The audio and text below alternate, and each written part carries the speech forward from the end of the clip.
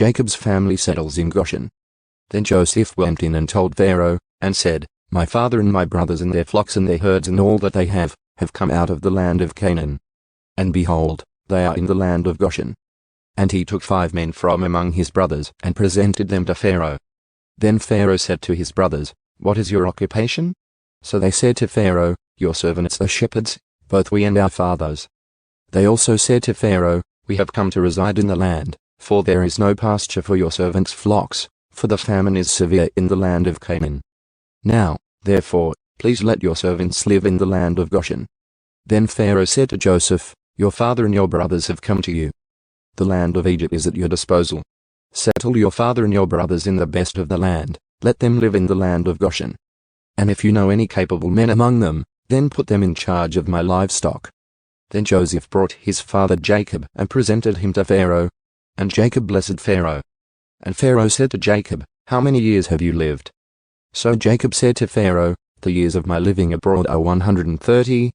Few and unpleasant have been the years of my life, nor have they attained the years that my fathers lived during the days of their living abroad. So Jacob blessed Pharaoh, and went out from his presence. Now Joseph settled his father and his brothers, and gave them property in the land of Egypt, in the best of the land, in the land of Rameses, as Pharaoh had ordered. Joseph also provided his father and his brothers, and all his father's household with food, according to the number of their little ones.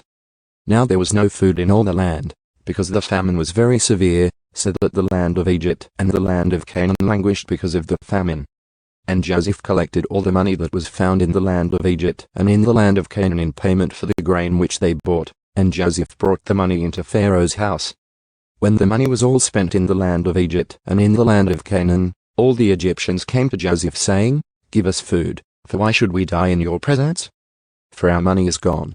Then Joseph said, Give up your livestock, and I will give you food for your livestock, since your money is gone.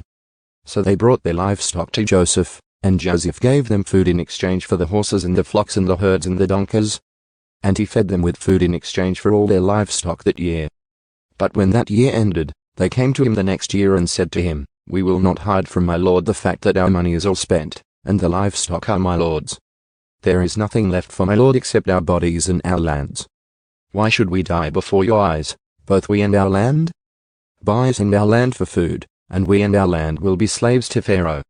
So give us seed, so that we may live and not die, and that the land may not be desolate. Result of the famine. So Joseph bought all the land of Egypt for Pharaoh, for every Egyptian sold his field, because the famine was severe upon them. So the land became Pharaoh's. As for the people, he relocated them to the cities from one end of Egypt's border to the other. Only the land of the priests he did not buy, because the priests had an allotment from Pharaoh, and they lived off the allotment which Pharaoh gave them. Therefore, they did not sell their land. Then Joseph said to the people, Behold, today I have purchased you and your land for Pharaoh. Now, here is seed for you, and you may sow the land.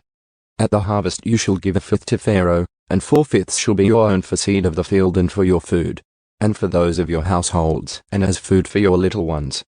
So they said, You have saved our lives.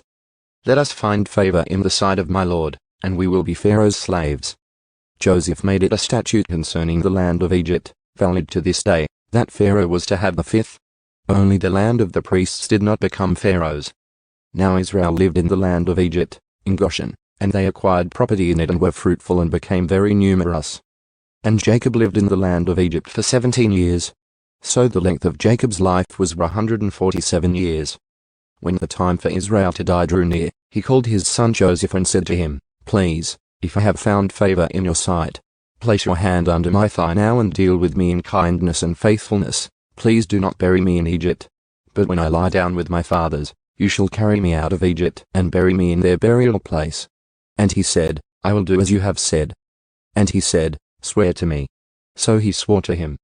Then Israel bowed in worship at the head of the bed.